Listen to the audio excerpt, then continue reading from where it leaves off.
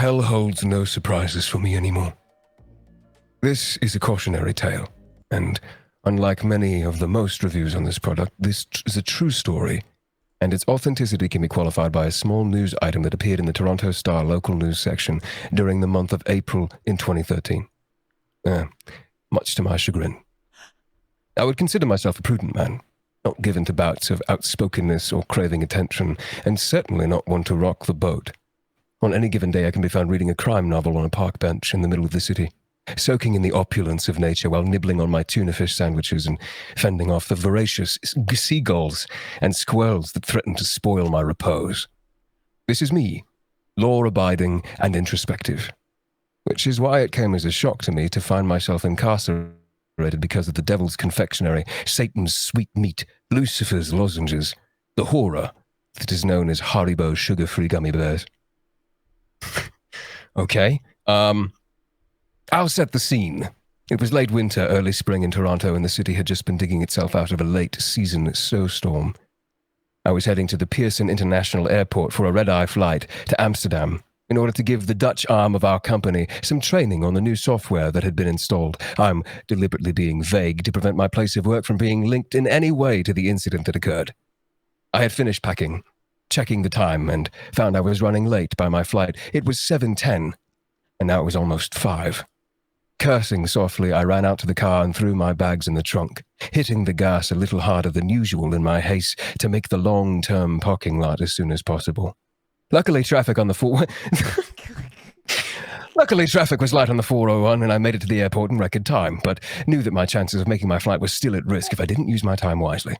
I hadn't eaten lunch since, and I was feeling a bit hungry, my stomach rumbling loudly in protestation, which caused me to look around at the other travelers rushing past me in a busy terminal, mortified that my bodily noises might be heard by others. I briskly checked my watch and decided that I had enough time to grab a quick snack before going through the baggage check and security. I would get something more substantial once I was checked through security. I spotted a vending machine, nestled in a relatively low-traffic corner of the terminal, and rushed over, already pulling out my credit card and mentally assessing what I had a craving for, so as to save time interacting with the machine. My eyes scanned the wonderful, colorful array of confection quickly, coming to rest on a tantalizing, rainbow-colored bag of gummy bears. Fuck. With the simple white and red logo, Haribo, emblazoned across the bag, in what appeared to be a slightly tweaked Helvetica rounded font. See? Our font criticisms come back to haunt us. It's true. Now, I'd pause here in the story for a moment to underscore the importance of making proper food choices. I was hungry. When you're hungry, you should eat food. Food is defined as a nutritious substance that people consume to maintain life. This is what food is. These days, the definition of the word food has been bastardized, and the meaning has been broadened to include veritably any material that can be digested or rather chewed and swallowed without causing death or severe illness. Haribo sugar-free gummy bears are not food. They aren't even from this planet. I imagine their origins have been conceived in a boardroom of hell by a top team of creative pain administrators with senior-level demons rubbing their hands together in ghoulish delight as the hell's chief chemist slowly lifts the veil on their new creation. Fuck me. Oh, man. The way I figured it, I was taking a bit of a holiday from life so I could relax and fastidiously regimented daily schedule a little to allow for some frivolity. After all, I was going to be in Amsterdam come morning with 16 hours to kill. I had to be training the Dutch employees. Maybe I would take a trip down to one of the coffee shops in the red light district and really let my hair down. No, I wouldn't do that. I would see the area of the city from the bus as I went to the hotel. I would eat at the hotel and drink sparkling water. So I better enjoy these gummy bears, my one extravagance to commemorate my break from my routine. I joined the queue in the KLM line. That's an airline, by the way, which was mercifully short, most likely because all of the passengers from my flight had already been checked in through as the flight was scheduled to depart in an hour. I checked my watch again, frowned, and absent-mindedly opened the bag of Haribo sugar-free gummy bears and began to munch on them in line as it slowly advanced. To be fair, they tasted fine, just like every other manufacturer's brand of the colorful candy, and they were sugar-free to boot. This is what made the whole incident that followed so baffling. If they had tasted off or different, I most likely wouldn't have continued to shovel them in my mouth absent-mindedly while daydreaming about what I would order to eat from the room service in my hotel in Amsterdam. As I gave the attendant my e-ticket and she weighed my bags, the first of the pains began in my stomach. I thought nothing of it at first, chalking it up to the fact that I needed something more substantial than gummy worms to tackle my hunger. But over the course of the next 5 minutes, the shooting pain began to come in more rapid succession. At this point, I had my boarding pass printed, and rubbing my stomach a little, I proceeded to security. I briefly entertained the thought of trying to find a restroom before going through security, but at that point, my discomfort was manageable. I didn't think it would get any worse. Certainly not within the amount of time it would take to clear security. I joined the line and started fishing for my passport to present the agent checking tickets. I felt a thin sheen of sweat break out on my forehead and underarms. My features flushed for a moment. As a wave of heat washed over me, I didn't pay it much heed, as going through security always caused me great anxiety, and I chalked it up to pre-flight jitters. It was only as I stood face to face with the agent and handed her my passport and ticket that I had a glimpse of the agony that I was about to endure. It felt like time rippled for a moment, as if my consciousness buckled, so intense was the pain that fired through my bowels. I grimaced spastically and emitted a low moan. Oh, God. I felt myself take an involuntary step sideways. Stars shot through my head briefly and my vision blurred. I snapped back into focus. The agent was staring at me with slight consternation. I was asked if I was all right. I pulled myself together, stood up straight, and declared I was fine, mortified that I had a lapse of decorum not only in public, but at the security clearance at an airport. As I fumbled off my belt to go through the metal detector, the pain in my stomach increased, and practically I had to sit on the floor to take off my shoes, terrified of what would happen if I bent at the middle to do it. It was becoming increasingly more evident to me that this wasn't just a stomachache, no. This was something much worse. As a child, I had a bout of diarrhea on my trip to Mexico with my family. I remember the feeling of nausea that swept through me before my child self had surrendered to get to the gas pains and parked myself on the toilet for an hour, shitting until I felt I didn't have any bones left. And that was how I was feeling now, with several key differences.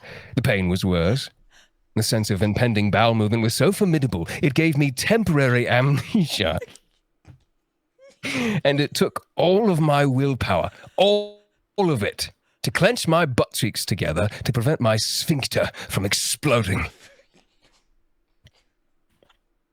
A sudden shock of pain racked my body, and I had wondered if I was going to give birth to a Tasmanian devil, the crazy, fever-induced image of said cartoon animal chasing Bugs Bunny through a splashy volcanic shit kettle. That was my stomach, causing me to elicit a short, maniacal bark of laughter as I approached the metal detector, a wild, distant look in my eye, sweat now beginning to pour off me, like a long-distance runner.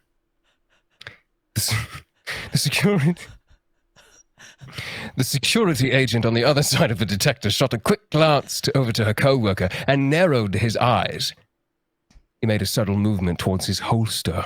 My breathing became uneven as I entered the metal detector, and I realized, with alarm, that I had taken off my socks without even registering it, and one of my shirt tails was untucked at the front. I held my breath, my eyes bulging dangerously from the head of the machine that scanned me. As I shakily moved towards the agent for a pat-down, my stomach began to elicit sounds that I can only describe as otherworldly. It started off as a soft bubbling, heard from afar, and grew in pitch and intensity at an alarming rate. My jaw dropped in shock as what I can only describe as the sound of an agonized wailing alley cat in heat, with a persistent Doppler effect added to its voice, emitted from some nether region of my intestines. The officer's eyes widened in alarm, and she kept her eyes glued to my stomach as she thoroughly patted me down. As she reached my shins, I felt my innards suddenly expand and plummet towards my rectum. With cat-like reflexes, I squeezed my sphincter, it's hard to say, squeezed my sphincter shut with what seemed like nanoseconds to spare, and I knew that if I didn't get to the bathroom immediately, I would shit myself. With a Herculean effort and all the strength that I could muster, I forced my butt cheeks together, knowing that one false move would open the floodgates. I began to walk like a duck, trying to remain as inconspicuous as possible, not even caring what other people were seeing in front of me. A disheveled, barefoot 40-year-old businessman, red-faced, bulgy-eyed, sweating profusely, shaking slightly, and walking without bending his knees. With single-minded intensity, I grabbed my carry-on, shoes, and socks from the plastic tub, and I turned on my heels, with the intention of finding the nearest restroom and slowly dying there. Oh, one squirt at a time. But that's not what happened. I turned to go and found myself staring at 3 armed agents who stopped me and asked if I would follow them. Why? What's the matter? I stammered, wincing slightly as the act of speech seemed to strain the tenuous and extremely fragile truce I had negotiated between my bowels and the tempest that raged within. I have to go to the bathroom right now, I pleaded. Just follow us, please, they said, leaving no room for argument. The other travelers clearing the security check stared with curiosity and revulsion at the spectacle unfolding before them, whispering amongst themselves and hurrying to pack up their belongings and get as far away from me as possible, no doubt assuming that the airport had nabbed some sort of domestic terrorist. If I hadn't been feverishly trying to hold back the eruption of Mount Vesuvius, I likely would have died of shame. I need to take a drink, hold on. Oh. With each step I took towards the room that ushered me into, I felt that my legs would give way.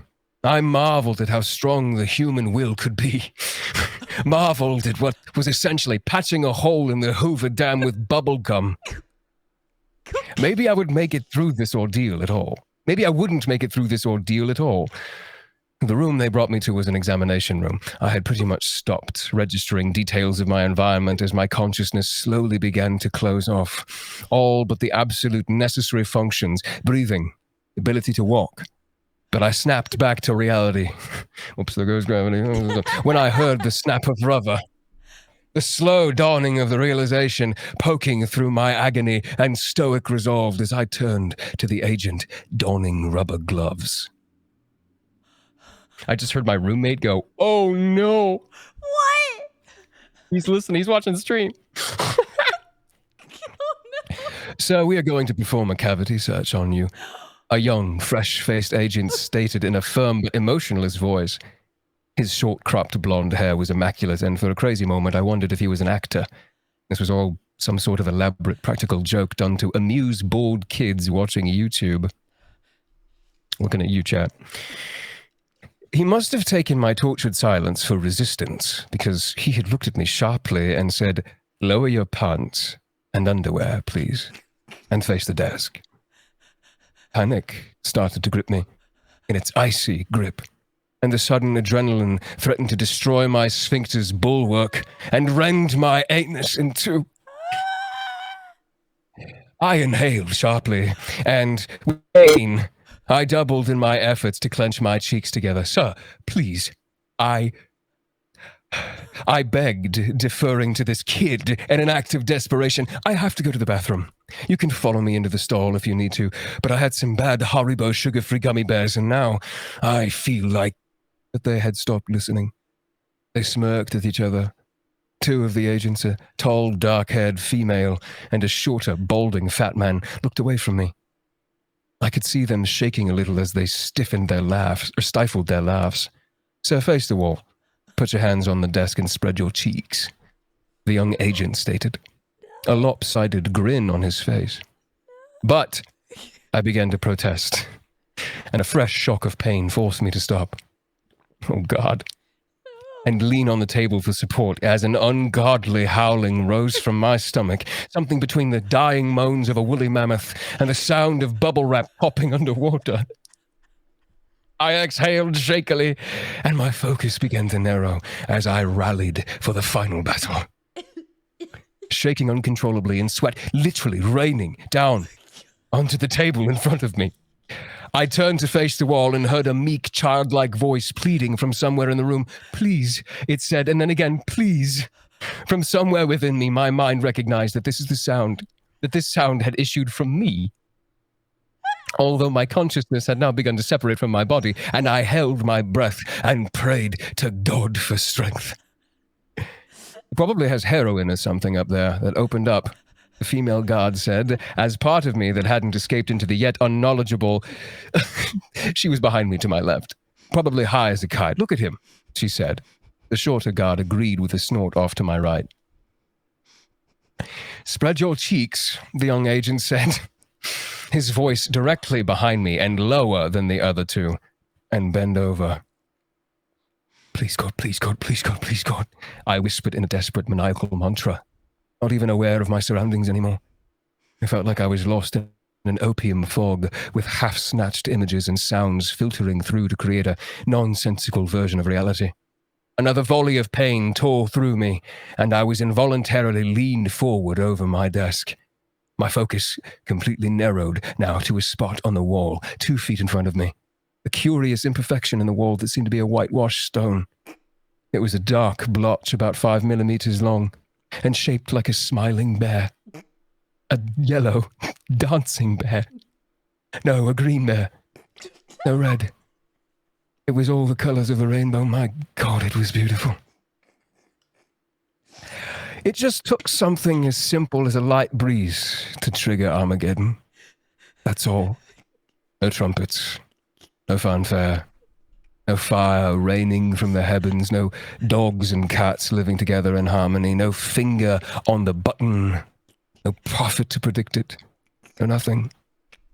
As I stared at the rainbow bear smiling and dancing in front of me, my mouth agape, drooling, eyes glazed and bloodshot, face covered in a sheen of sweat, I heard the softest sound, an exhalation from the young agent behind me. And then at the same instant, the warm air of his breath feathered across my butt cheeks. For just a moment, maybe less, maybe a split second, even a nanosecond, I felt the presence of God there with me in that room. Neurons began to misfire at a blinding rate. Nerve endings bristled and muscles twitched reflexively. I stood on the brink with 1 foot hovering over the edge, and then without taking a step, I found myself plummeting. With a sound like an extra-large plastic ketchup bottle being run over by a Mack truck, my sphincter released. The pressure of the blast pushed me hard into the desk, and the legs of the desk screeched as they scraped across the floor. My body remained rigid for a moment, and I experienced a relief that I could only be described as orgasmic in its purity. My eyes rolled in the back of my head, and my tongue lolled out of my head like I was a half-dumb dog. I emitted a low, sustained groan that grew in pitch as the filthy torrent pushed its way out of my body. Tremors racked my body, and I must have looked like a fish out of water, with the endless stream of shit firing out of my ass. Other sounds and sensations started to filter now as my consciousness began to materialize once more. The muffled scream of a dungeon filled with prisoners near death radiated from my stomach. The rushing sounds of liters of liquid trying to escape through an aperture too small to accommodate it all at the same time. The omnipresent sound of chunky liquid spattering against a hard surface with great force. The high-pitched screaming of a woman's voice calling out to God. Another voice sobbing uncontrollably, imploring to make it stop. And my own ecstatic monotone wail. When my ordeal had finally run its course, I was left panting for breath and wobbly-legged, half crying, half laughing with relief, barely lucid, and feeling as if I had birthed an elephant. It all comes back to the elephant for some reason. My colon felt like someone had poured chili sauce all over it, and then sent in a colony of fire ants to eat it. Through my sobs, I heard the sound of dripping, like when the sprinklers are eventually turned off after an office fire. or after a thunderstorm, when the willow that overhangs a pond continues to rain down long after the sky has stopped. From behind me, the sobbing continued, and I heard someone trying to speak into a walkie-talkie, but nonsensical words were all the man could speak, like the ravings of a lunatic. With great relief, I slowly pulled myself off the table, legs trembling, my stomach eliciting one last sound, a long, prolonged gas bubble that eerily resembled a pig orgasm. I slowly turned my head to survey the devastation, and in that instant, if I had a pencil or some other sharp object, I would have gouged my eyes out in revulsion.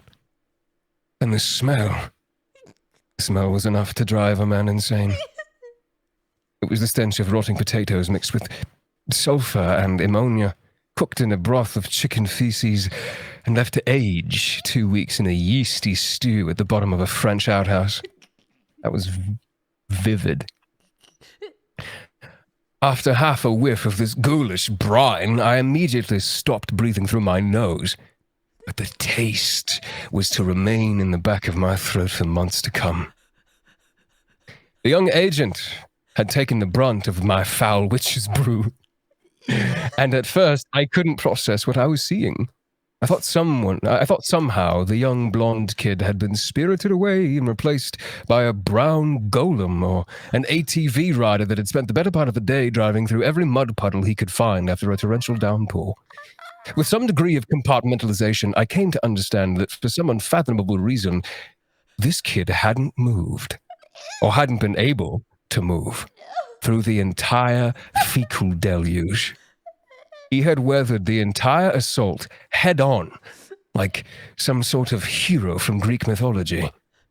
I had given this poor schmuck a one-man shit bukkake that would make a Brazilian pornographer retch with disgust. And he was still in the same position he must have been in from the moment of first impact. I tried to comprehend how he must be feeling, what he must be going through psychologically, but it became evidently very quickly that he had become very broken. No doubt forced so deeply within himself once the fire hose had been turned on that there was little to no hope of him ever coming back from it. Certainly not without extensive psychotherapy or a lobotomy. I looked beyond his quivering catatonic crouched form to see a perfect outline of him, cut out on the white wall behind him. Either side filled with a dripping opaque layer of alternately pulpy and runny fecal stew. I noticed 2 quivering masses at either extremes of the room and realized they were humanoid in form. Although the caterwauling that was coming from these broken creatures was just blubbering gibberish, and this was the tableau that was burnt into my eyes for eternity. Needless to say, I missed my flight. In fact, the next week was a blur. I have vague recollections of an army of hazmat-clad figures looming over the brown landscape of the soiled room, the slopping sounds of rubber boats squelching in puddles and fetid detritus, uncontrollable wailing and animal-like sounds issuing from the mouths of creatures that had been traumatized beyond their capacity for being put back together. A complete loss of sensation from my waist down as I was rolled through the room on a waterproof gurney, its wheels struggling to surf on top of the shit-soaked floor. I spent a week or so in hospital, enclosed in a well-ventilated, sealed room with suited doctors coming in on the hour to monitor my vital signs as they tried to rehydrate my body. I had apparently expelled every available drop of water from my body that was possible to sustain life without for a short period of time. All of my clothes were incinerated in the hospital's crematorium, and a soiled bag of Haribo sugar-free gummy bears was never recovered. This is my story. It is inconceivable to think that this kind of product can be sold legally and misrepresented as food. I was lucky.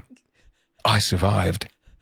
But as for the family of the survivors and the survivors themselves, they will forever live with the trauma of the events that took place at Pearson International Airport on that snowy day in April 2013.